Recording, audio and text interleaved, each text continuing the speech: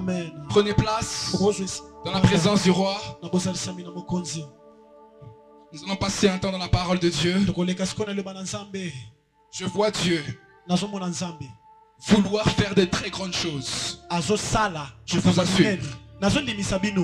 Mes très chers frères et sœurs dans le Christ,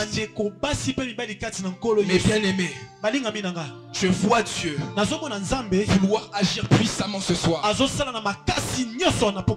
Dieu m'a mandaté ce soir pour toi. Je répète, Dieu m'a mandaté ce soir pour toi. Il nous a déplacés de Paris jusqu'à Kinshasa.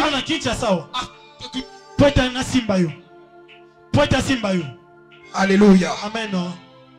Alléluia. Amen. Alors j'aimerais que nous puissions travailler ensemble. Parce que j'aime le Seigneur. Je ne peux commencer ce message sans pour autant célébrer mon père spirituel et ma mère spirituelle, le couple apostolique et pastoral, en l'honneur du nom de l'apôtre Rémi Moncheni et pasteur Geneviève Moncheni. Vous savez, j'ai grandi dans l'église de grâce avec certains moments dans ma jeunesse de errance ça et là, mais par la grâce de Dieu le Seigneur a pu me toucher et me mettre au pied des parents spirituels que vous avez. Et si je suis ce que je suis aujourd'hui, c'est parce que l'homme de Dieu et la femme de Dieu ont travaillé d'arrache-pied. Ont travaillé dans ma vie afin que l'homme de Dieu, la dimension divine en moi, puisse être un bénéfice un jour pour Kinkole. Je ne sais pas si je parle à quelqu'un aujourd'hui. Alors j'aimerais que nous puissions acclamer très fort pour la grâce de Dieu qui repose sur le couple apostolique. Mais bien aimés, vous savez de la façon dont vous allez honorer les hommes de Dieu qui marchent au-devant de vous, c'est également de cette façon que l'onction qui repose sur eux va vous localiser. Si vous savez honorer l'onction de Dieu, vous allez l'attirer vers vous. Quand tu sais honorer un homme de Dieu sans tomber dans les extrêmes, sans tomber dans l'idolâtrie, tu vas attirer le Dieu de cet homme à agir aussi avec toi. Si tu sais honorer ce couple pastoral, le Dieu qui agit avec eux depuis 20 ans deviendra aussi ton Dieu. Parce que le Dieu d'Abraham n'est pas que le Dieu d'Abraham, il est aussi le Dieu d'Isaac. Le Dieu d'Isaac est aussi le Dieu de Jacob. Et le Dieu de Jacob est aussi le Dieu de 12 tribus d'Israël. Le Dieu du Père deviendra aussi le Dieu du Fils. Si tu sais le reconnaître comme ton Père, comme ton Père. Alléluia. Amen. Je bénis aussi l'Éternel pour vos vies. Vous avez répondu à cette invitation divine. Et je crois, je le sais, Dieu va se laisser trouver. Acclamez pour vous.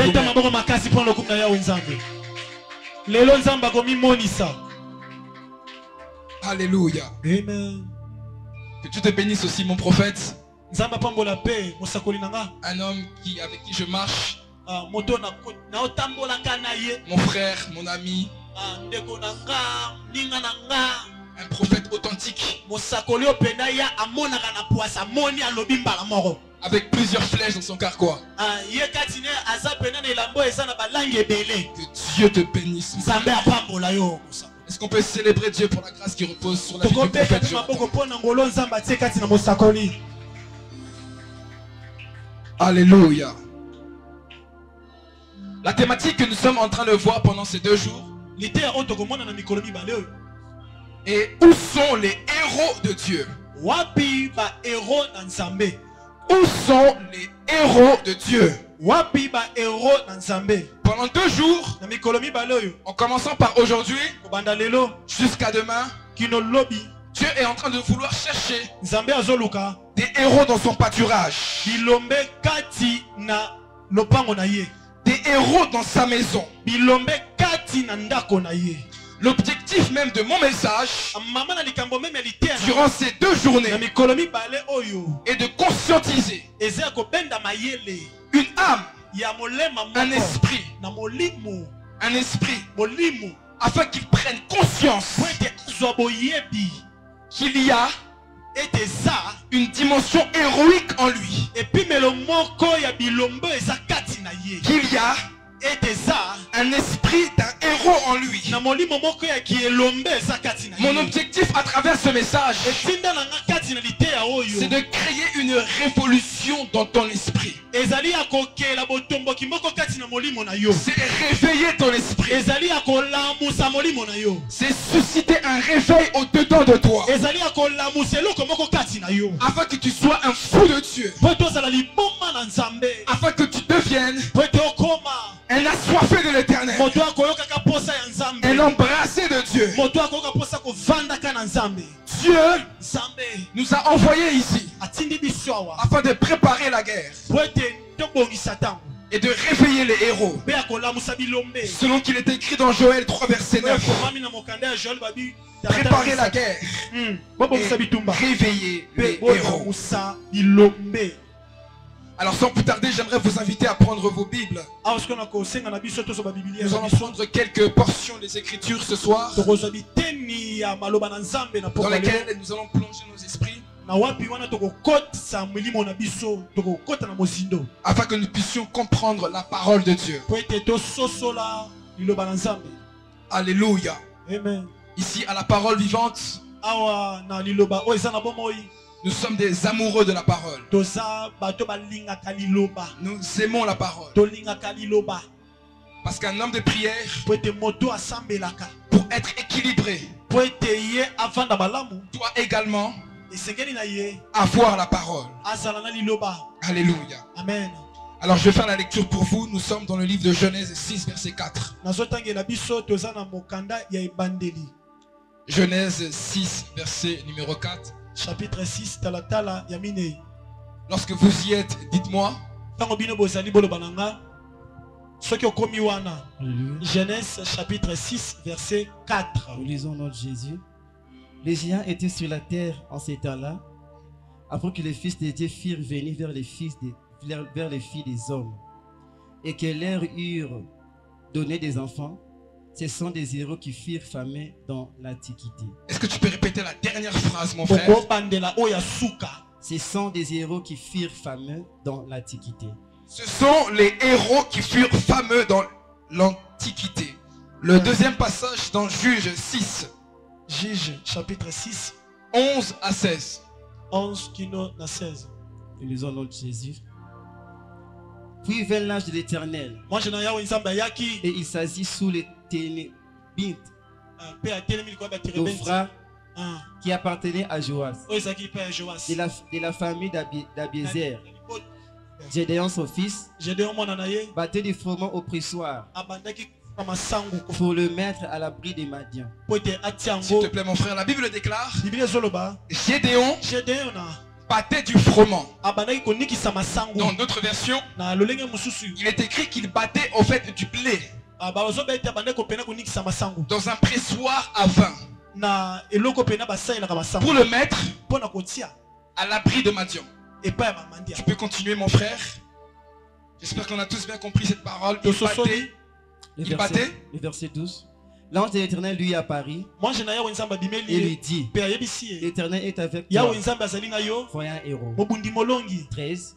Gédéon lui dit: ah mon Seigneur, si l'Éternel est avec nous, pourquoi toutes ces choses sont-elles arrivées? Et où sont tous ces produits que nos pères nous rencontrent? Quand ils disent: l'Éternel nous a-t-il pas montés hors d'Égypte. Maintenant l'Éternel nous a abandonnés et nous livre entre les mains des Madians. 14. L'Éternel s'est tourné vers lui et dit, va avec cette force qui est et délivre Israël de la main des Madians. N'est-ce pas moi qui t'envoie? Gédéon lui dit, ah mon Seigneur, avec quoi devrais-je Israël? Voici ma famille est la plus pauvre à mon nation. Et je suis le plus petit dans la maison de mon père. 16. L'Éternel lui dit, mais je serai avec toi et tu battras Madian comme un seul homme. Et tu battras Madian comme un seul homme. Troisième portion, c'est encore Juge 6. Toujours dans le même chapitre. Mais nous allons cette fois-ci au 25e verset. Jusqu'à 26. Dans la même nuit, l'Éternel dit à Gédéon, prends les jeunes taureaux de ton père et un second taureau de 7 ans.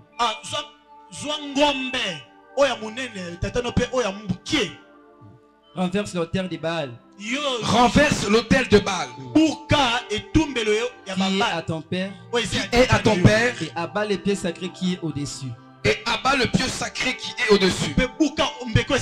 Tu bâtiras ensuite et tu disposeras sur les hauts de ces rochers un autel à l'Éternel ton Dieu. Tu prendras le second taureau et tu offriras un holocauste avec les bois de l'idole que tu auras abattu. Amen. Parole du Seigneur. Amen. Vous pouvez fermer vos Bibles. Église de Dieu, la toute première fois où l'on a mentionné le terme héros dans la Bible, c'était dans le livre de Genèse 6, verset numéro 4.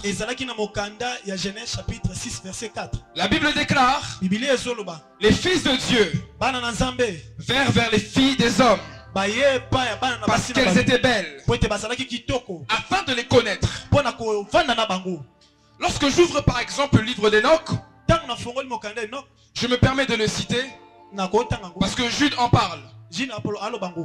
Le livre d'Enoch donne des précisions sur ce passage un peu mystérieux du livre de Genèse, où les fils de Dieu sont allés vers les filles des hommes. La Bible est en train de dire qu'ils ont connu ces femmes et par ces relations une nouvelle espèce hybride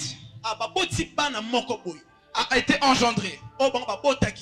Et cette espèce, la Bible les appelle les héros. Cette union entre les fils de Dieu qui s'étaient rebellés, des anges déchus, avec les filles des hommes, va engendrer ce que la Bible a appelé volontairement héros. Je peux comprendre par définition en prenant ce simple passage qu'un héros est d'abord une sorte de mélange entre ce qui vient du ciel et ce qui vient de la terre. Entre ce qui vient du ciel et ce qui vient de la terre. Aujourd'hui, je crois au plus profond de mon cœur que Dieu va prendre quelque chose qu'il y a dans le ciel afin de le mélanger avec la terre de ta destinée pour produire en toi le héros que cette génération est en train d'attendre. Je ne sais pas à qui je parle ce soir, mais je suis en train de dire Dieu va secouer les cieux afin de prendre quelque chose qu'il y a dans le ciel, le projeter ici-bas à Kinkole afin de le mélanger avec la terre, pour extraire en toi ce qu'on appelle un héros. Parfois il faut faire des mélanges. mélange. Dis à ton voisin mélange. Dis à ton voisin mélange. La Bible déclare, Jésus, un jour il va passer auprès de Capernaum, ou je ne sais dans quel village.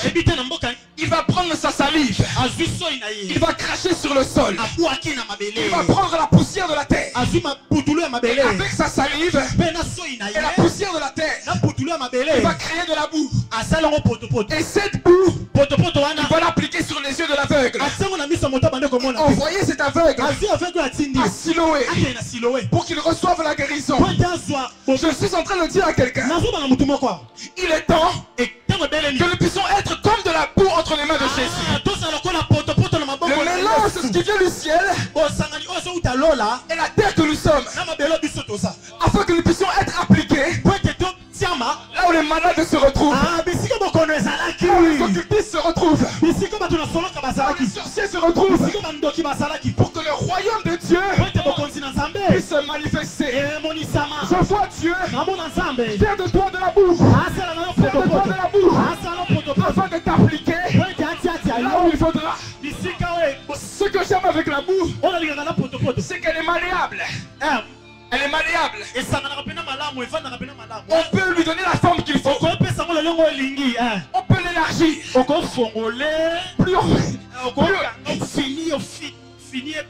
Plus on va cracher avec la poussière du sol, plus également il y aura de la matière. Je suis en train de dire à quelqu'un, plus le ciel va prendre les réserves pour les projeter sur ta terre, plus également tu seras utile entre les mains du Seigneur. Répète avec moi, je serai de la boue entre les mains de Jésus, entre les mains de Jésus, pour guérir ceux de ma génération. Écoutez-moi très bien. Est-ce qu'on peut acclamer le Seigneur? On va travailler ensemble, mon frère. On va travailler ensemble. Est-ce qu'on est prêt pour la parole ce soir? Est-ce que je peux vibrer en esprit ce soir? Est-ce que je peux vibrer dans la parole? Loba amen.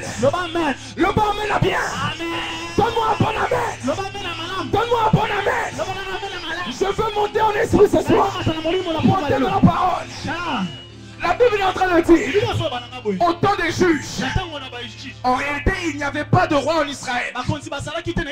Il n'y avait pas de prophète, à l'instar de Moïse ou encore de Samuel, pour conduire le peuple.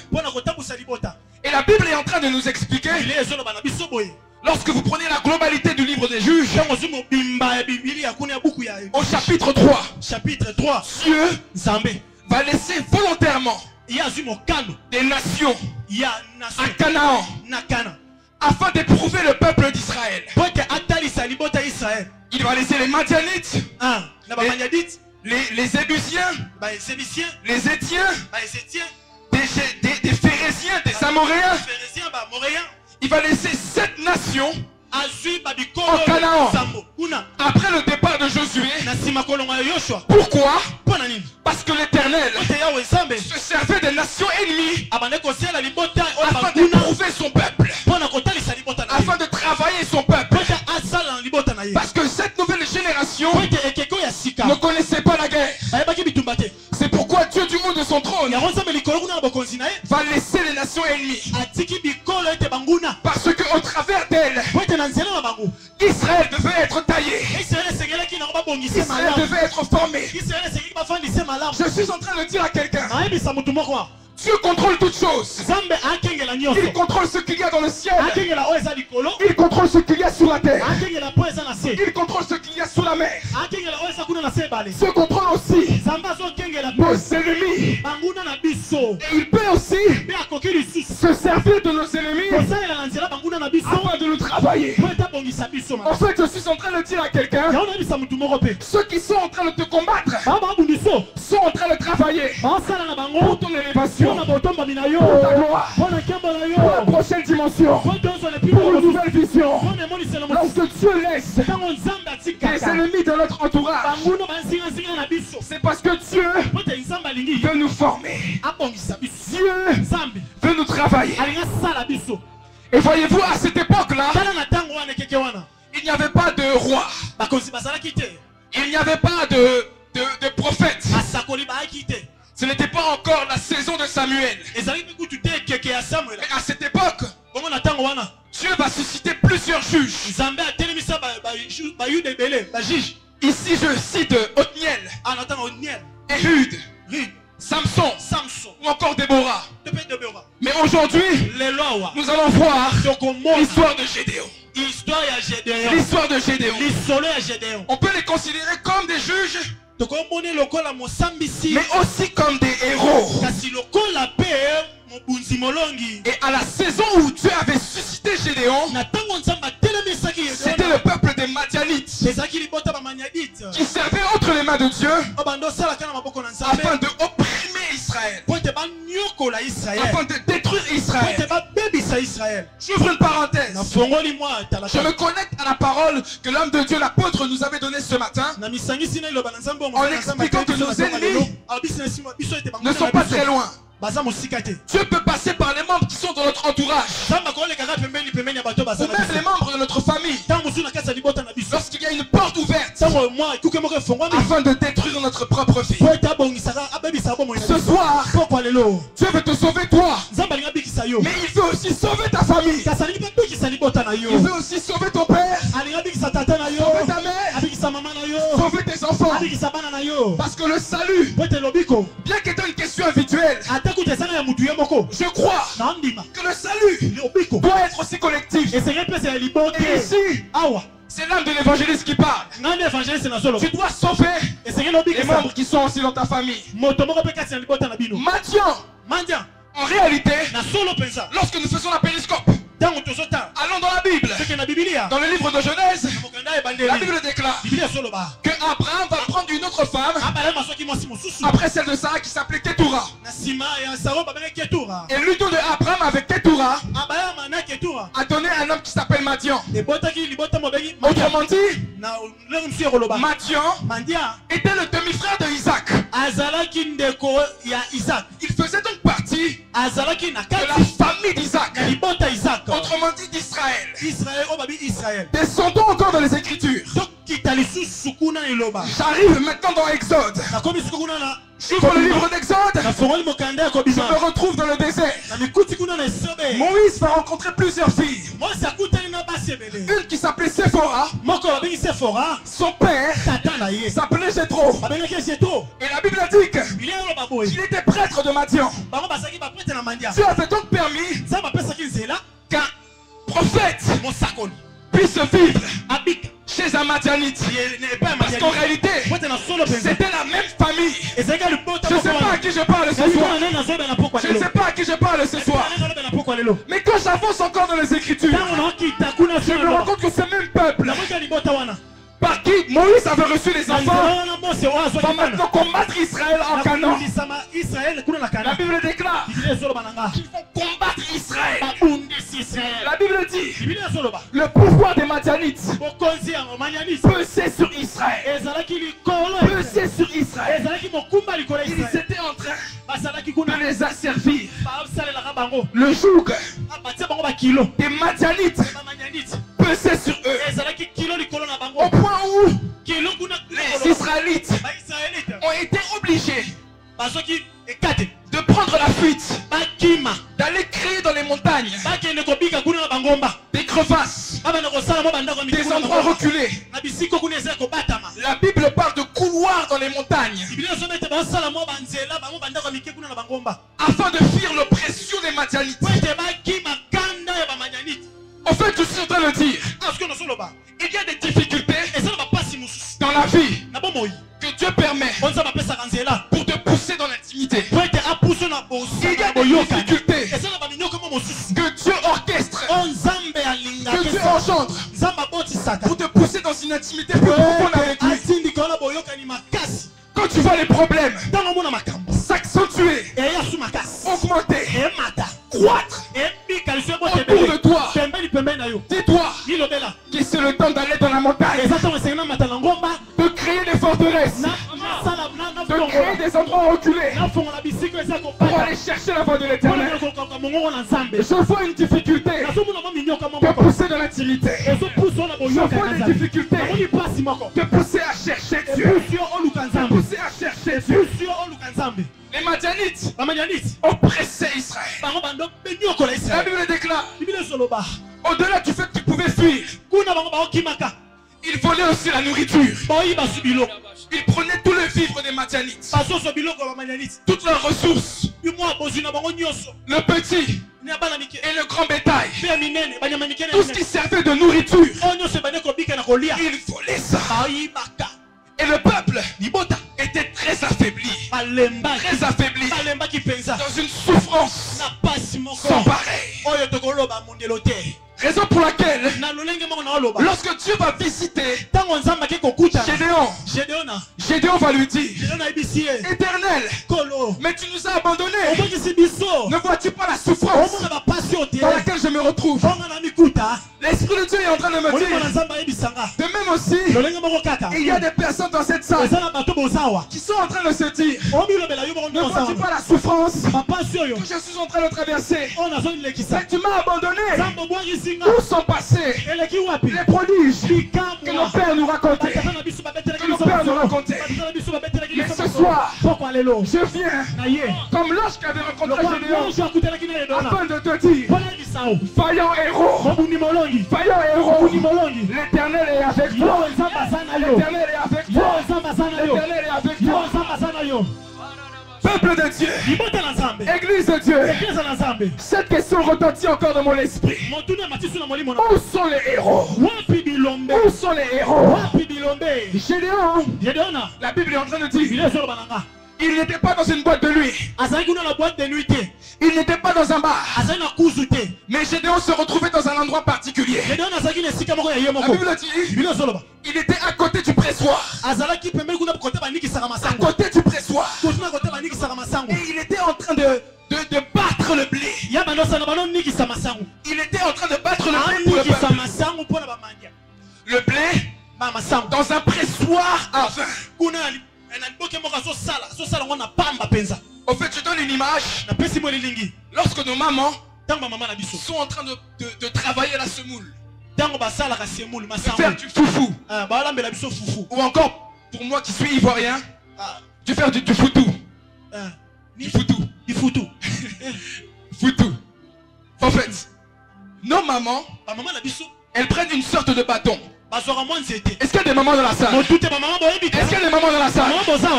Est-ce qu'il y a des femmes qui savent préparer ici? Elles prennent le bâton et elles frappent dans la crevasse. Elles sont en train de frapper le foufou. Elles travaillent la semoule. Elles travaillent la matière afin de lui donner une forme.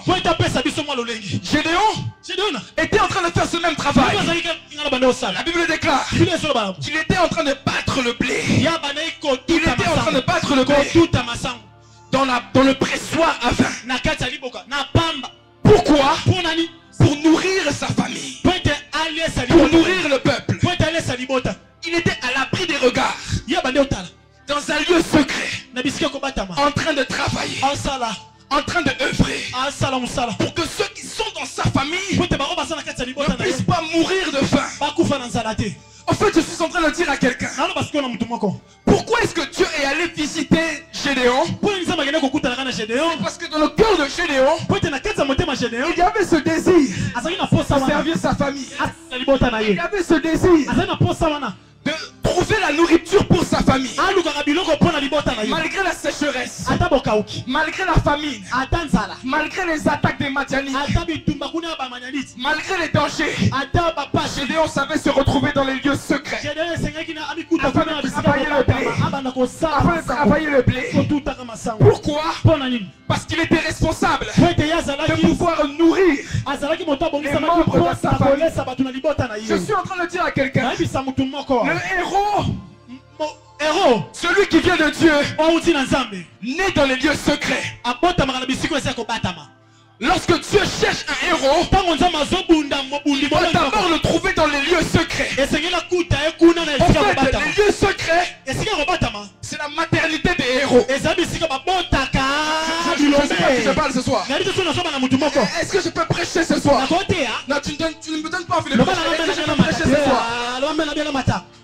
l'éternité, des héros. C'est le lieu secret. La matrice qui enfante les héros. Ce sont les lieux secrets. Ce sont les lieux retirés. Ce sont les lieux éloignés. À l'abri du regard. Gédéon était dans la montagne. Il battait le froment. Il battait le blé. Loin des regards. Loin des regards de sa famille. Éloigné. Peut-être même qu'on l'avait oublié. Il était seul. Dans la solitude. Mais c'est dans la solitude l'Éternel est allé le visiter. Bien aimé, il y a solitude et solitude. Je répète, il y a solitude et solitude. Il y a des solitudes qui provoquent la visitation de Dieu. Il y a des solitudes qui provoquent la visitation angélique. Gédéon était seul. Mais du haut de son trône, même si les hommes le méprisaient, même si les hommes l'avaient dédaigné, Dieu voyait en lui un héros.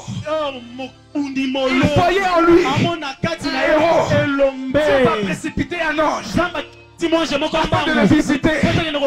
Et dans cette solitude, dans ces lieux retirés, c'est là que Gédéon va connaître son identité en tant que vaillant héros. Je suis en train de dire à quelqu'un, quand tu sais passer du temps dans la présence de Dieu, quand tu sais passer du temps là où l'Éternel se retrouve, tu vas connaître ton ministère. Tu vas savoir ce à quoi tu es appelé.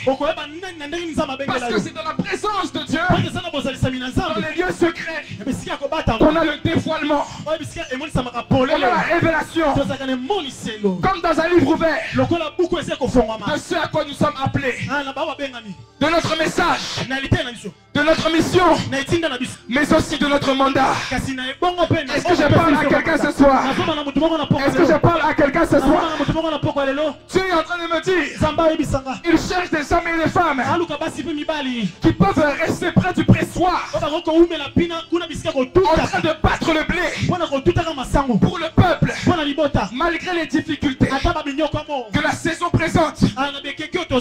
Car ceux qui peuvent battre le blé sont en réalité ceux qui vont se tenir à la brèche afin de prier pour les hommes et pour les femmes. Est-ce qu'il y a des intercesseurs dans cette salle? Est-ce qu'il y a des intercesseurs dans cette salle? Je répète, est-ce qu'il y a des intercesseurs dans cette salle? Mais bien aimé, la grâce de la prière, la grâce de l'intercession, elle se transforme, elle évolue, elle grandit quand tu es dans les lieux secrets. Il y a des moments où l'Éternel va te ramener dans la dimension du montre-toi. Mais il y a d'autres dimensions où Dieu demandera à ce que tu puisses rester dans le va cache-toi. Parce que dans le va cache-toi, dans le torrent de Kérit, où Élie se retrouve, Dieu lui-même ira prendre des corbeaux pour te nourrir. Dieu lui-même va prendre des corbeaux afin de t'alimenter. Et tu connaîtras la voix de Dieu. Et quand Dieu t'enverra vers les prophètes de Baal, tu leur diras, invoquez votre Dieu. Peut-être qu'il dort. Invoquez votre Dieu. Peut-être qu'il dort. La Bible déclare, pendant plusieurs instants, ils vont invoquer leur Dieu. Ils vont se scarifier. Ils vont se déchirer. Le sang va couler. Mais leur Dieu n'a pas répondu.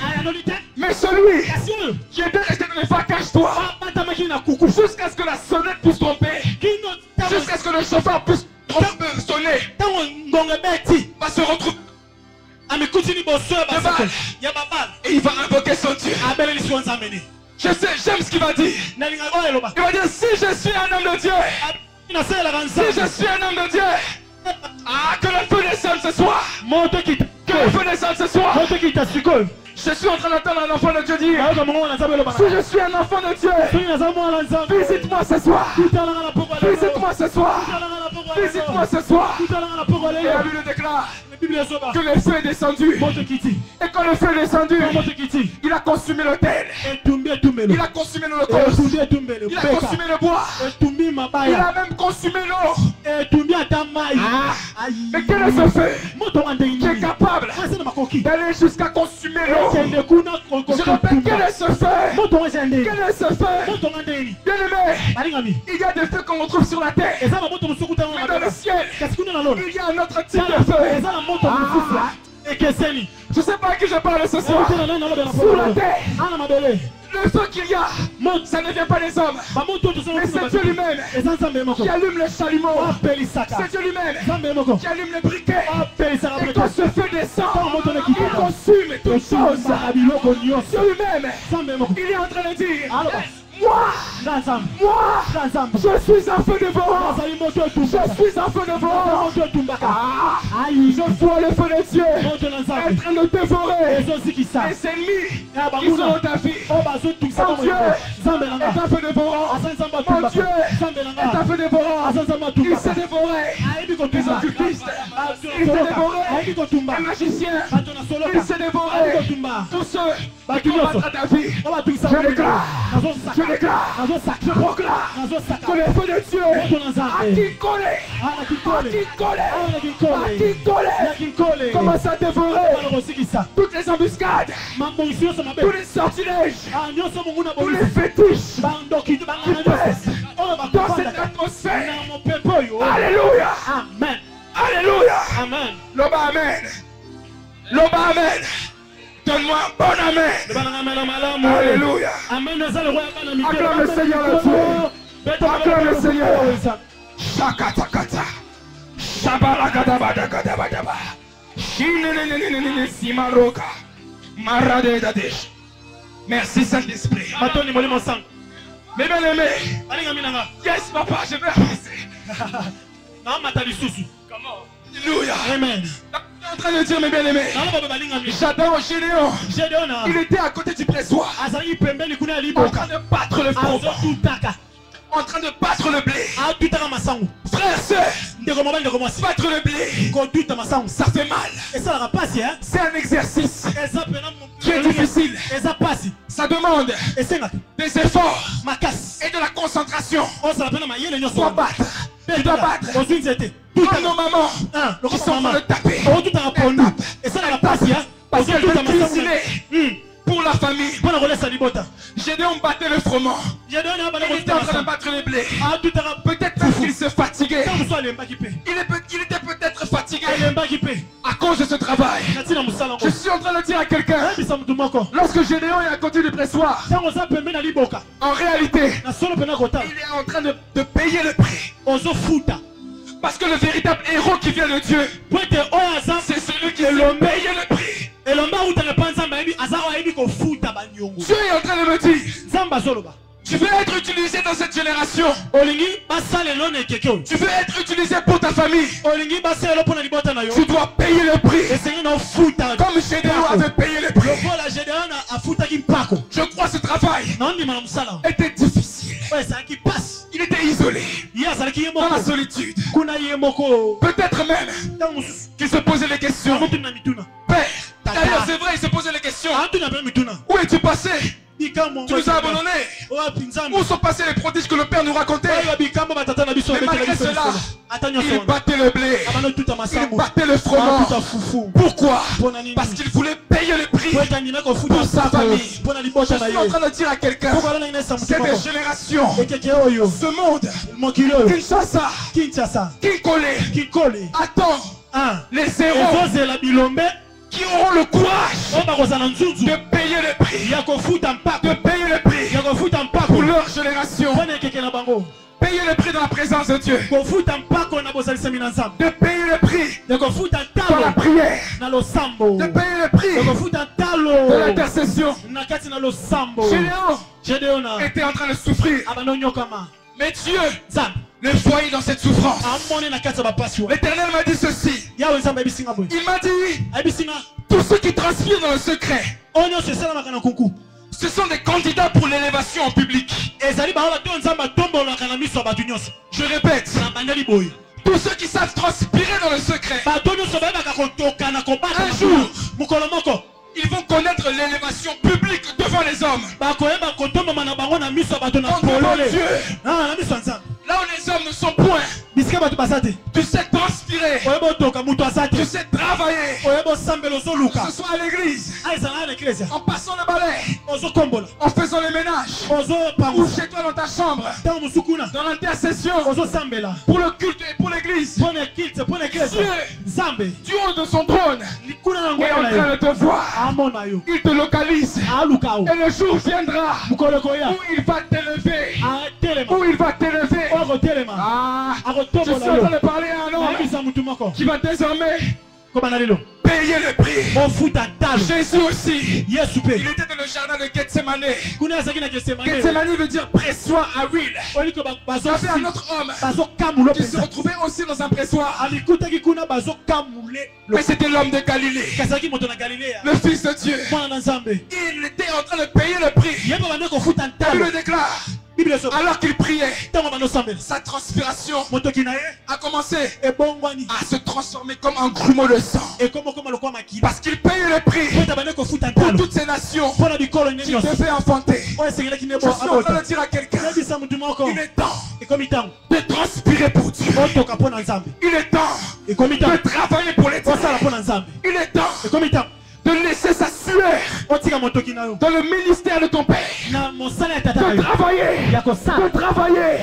Reconnaissance ou pas reconnaissance. Tu travailles pour l'Éternel. Tu travailles pour Dieu. Parce que l'Éternel, un jour, va savoir t'élever. Je ne sais pas à qui je parle ce soir. Alléluia. C'est la mentalité qui m'a été donnée. Cette éducation spirituelle dans laquelle j'ai été. Nous avons travaillé. En France, nous avons travaillé. Et on continue encore de travailler. Et on va travailler encore. J'aime ce que mon père est en train de dire. Il dit souvent, nous allons nous reposer au ciel. Et ici, nous sommes là pour travailler. Est-ce qu'il y a un peuple qui est prêt pour travailler pour le Seigneur? Est-ce qu'il y a un peuple qui est prêt à battre le froment, qui est prêt à battre le blé pour sa famille, pour sa génération, pour les siens, pour son entourage, qui est prêt à payer les prix? Une femme dans les Écritures, c'était la mère des fils de Zébédée. Elle va s'approcher de Jésus et elle va demander à Jésus. Plutôt, elle va dire, ordonne que mes deux fils puissent être à ta droite et à ta gauche lorsque tu seras dans ton royaume. À ta droite et à ta gauche lorsque tu seras dans l'élévation. Jésus va lui dire, femme, est-ce que tu sais ce que tu es en train de demander? Connais-tu le prix de ce que tu es en train de me demander? Il va rajouter ceci. Pouvez-vous boire la coupe que je dois boire? Et les enfants de Dieu, les fils de Zébédée, avec assurance, avec courage, avec force, avec zèle, ils ont dit oui, nous pouvons boire cette coupe. Nous pouvons boire cette coupe. Et je vous assure, ce qui m'a étonné dans les Écritures, Jésus n'a pas réfuté leur réponse. Il a dit, Yeshua, Jésus, il a dit, vous pouvez boire cette coupe. Mais ce qui est d'être à ma droite et à ma gauche, cela revient à l'autorité du Père. Je ne sais pas à qui je parle. Ce que Jésus a fait, tu peux aussi le faire. D'ailleurs, lui-même est en train de dire, tu peux faire aussi des grands. Mais tout dépend de ta foi. Tout dépend de comment est-ce que tu vas t'approcher de lui. À notre époque, Dieu a suscité plusieurs héros. Plusieurs héros qui ont changé leur génération. J'aimerais commencer par un homme qui m'a chamboulé. J'ai vu un peu ses histoires. En parlant de cet homme, le prophète, ou je crois l'apôtre, Aïti Nabala. Alléluia. Amen. Un des hommes qui a ramené le réveil ici au Congo. Plusieurs années de cela. Pourquoi? Parce qu'il a payé le prix de façon à ce qu'il puisse devenir un héros pour sa génération. Et à travers de son travail, plusieurs églises ont commencé à être rencontrées jusqu'à aujourd'hui. Parce qu'un jour, un homme a payé le prix pour que nous soyons tous ici. Je parle à quelqu'un. Dieu est en train de chercher des hommes de Dieu, des femmes de Dieu, des héros qui ne veulent pas tenir le micro pour le simple plaisir de tenir le micro, mais qui veulent tenir le micro pour transformer des vies, qui veulent tenir le micro pour changer la ville, qui veulent tenir le micro pour vider les boîtes de nuit, pour vider les bars, qui veulent tenir le micro pour la transformation de leur nation. Qui est prêt à payer le prix ce soir? Qui est prêt à payer le prix ce soir? Le prix de l'humiliation. Le prix de l'humiliation. Le prix des fausses accusations. Le prix peut-être même des abandons. Le prix des trahisons. Du mépris. Ou encore même du rejet. C'est ça l'évangile. Si je vous dis que l'évangile n'est que prospérité, c'est faux. L'évangile, la parole que Yeshua nous a laissée, c'est aussi porter sa croix. C'est aussi porter la couronne d'épines. Mais quand tu sais porter la couronne d'épines, rassure-toi, un jour, Dieu va déposer une couronne d'or sur ta tête. Je ne sais pas à qui je parle ce soir. Dieu va récompenser tes sacrifices et les prix que tu sais payer dans sa présence. Il y a une chose, mes bien-aimés, qui m'a véritablement interpellé dans ce texte. La Bible déclare: Gédéon était en train de battre du froment. Il était en train de battre du blé dans un pressoir qui en réalité servait d'usage pour le raisin. C'était un pressoir pour le raisin. Autrement dit, ce n'était pas l'utilité, ce n'était pas les ustensiles que Gédéon devait utiliser pour presser le blé, pour battre le blé. Pourquoi est-ce que là où normalement on devait préparer le vin, Gédéon va battre le blé? C'est la question qu'on peut être à même de se poser. Pourquoi battre le blé dans un pressoir qui est conçu en réalité pour le vin?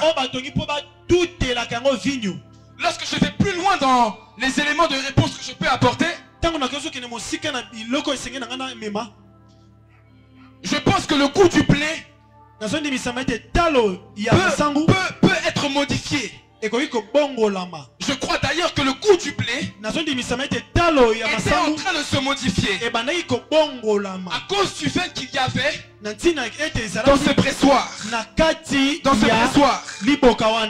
Écoutez-moi bien aimé. Le temps est venu dans l'église où les choses doivent véritablement changer. Je ne sais pas à qui je parle. Les choses doivent véritablement changer. Dieu a ouvert mon esprit et m'a fait comprendre que l'image du blé que Gédéon était en train de travailler en réalité c'est l'image de la parole. En train de le travailler. En train de le travailler. En train de le battre. Mais il ne va pas utiliser un pressoir à blé. Il va utiliser un pressoir. Il va utiliser un pressoir à raisin. Parce que le raisin, en réalité, c'est l'image de l'esprit. Dieu est en train de me dire, Dieu cherche cette génération.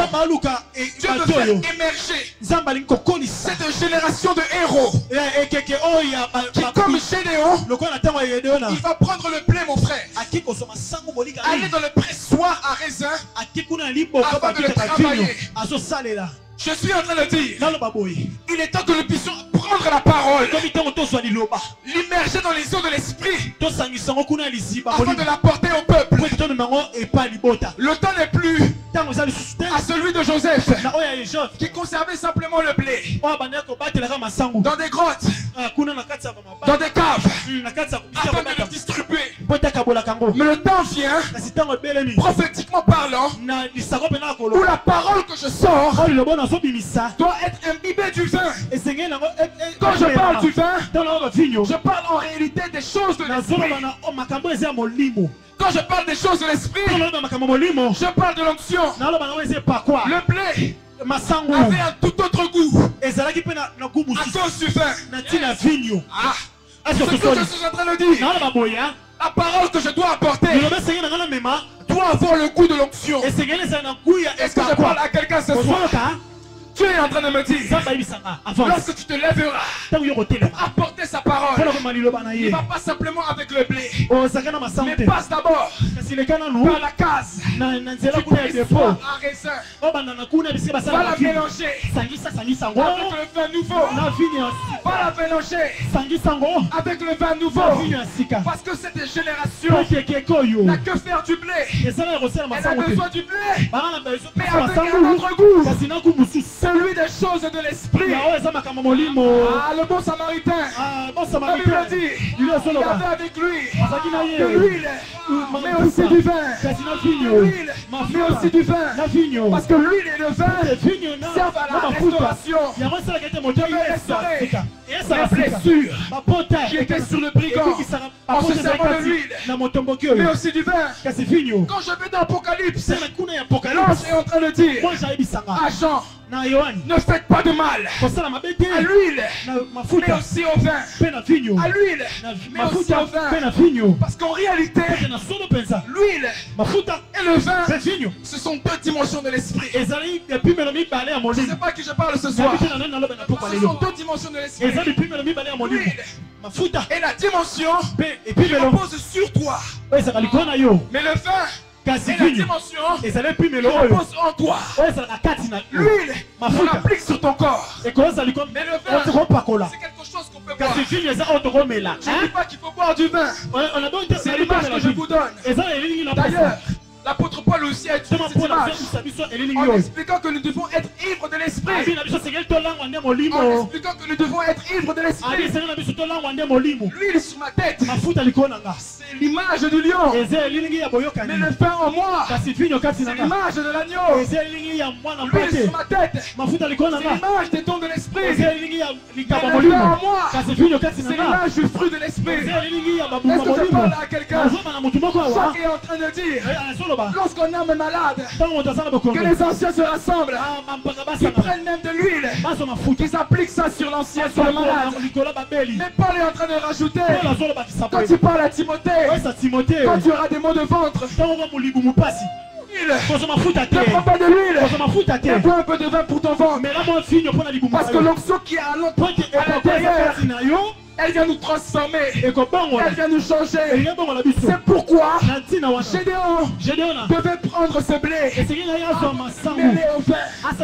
Parce que le but, en réalité, c'était de transformer les cœurs, c'était de changer les cœurs, c'était de transformer les mentalités. Tu es en train de dire, il est temps que nous puissions prendre la parole et la prendre pour l'immerger dans les flots de la révélation, dans les flots de l'esprit. J'en ai marre.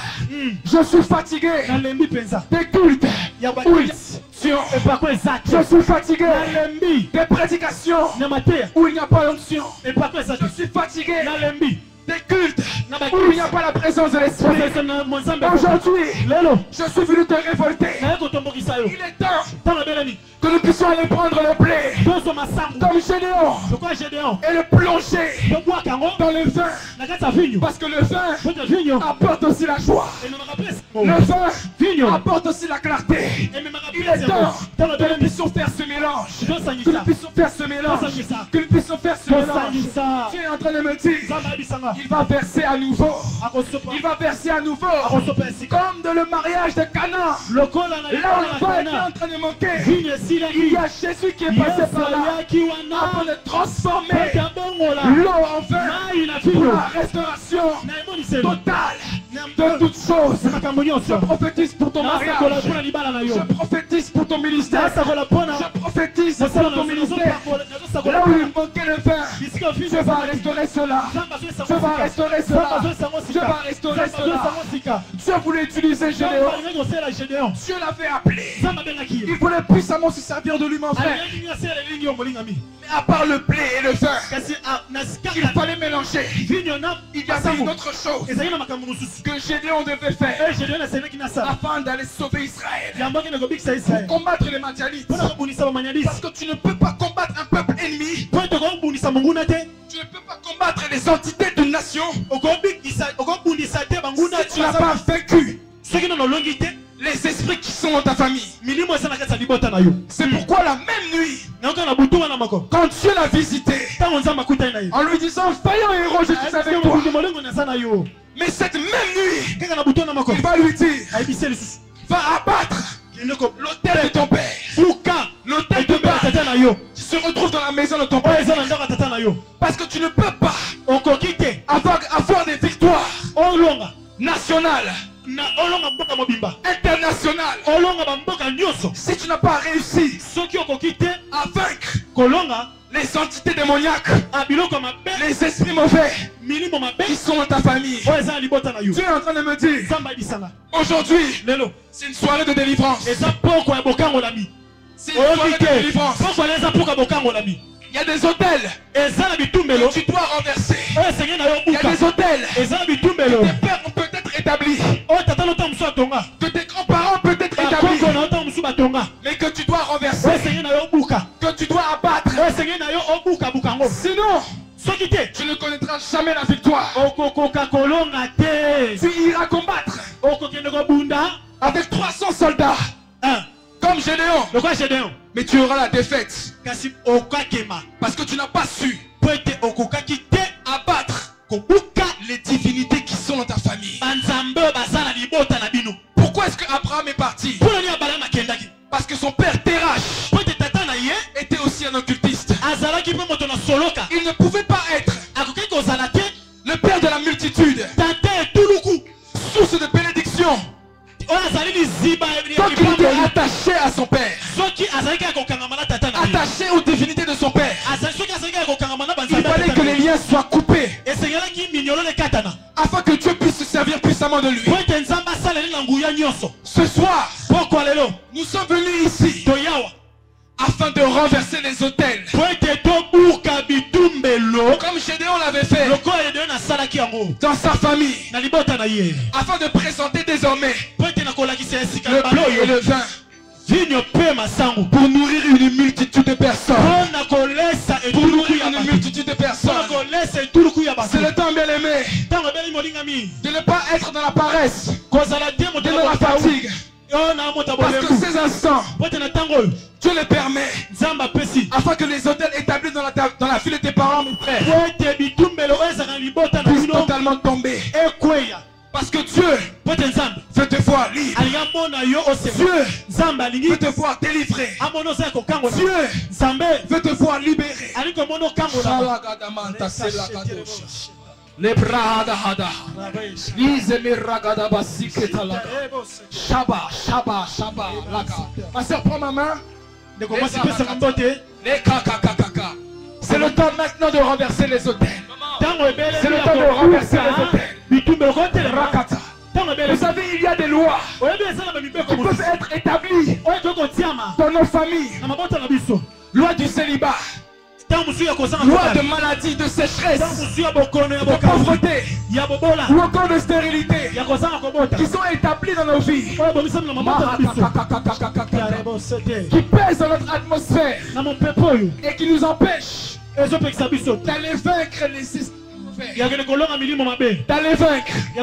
Mais ce soir, Dieu veut que nous puissions renverser les hôtels. Savoir là où tu es. Et commence à prier. Commence à prier. Ce soir, que les hôtels tombent.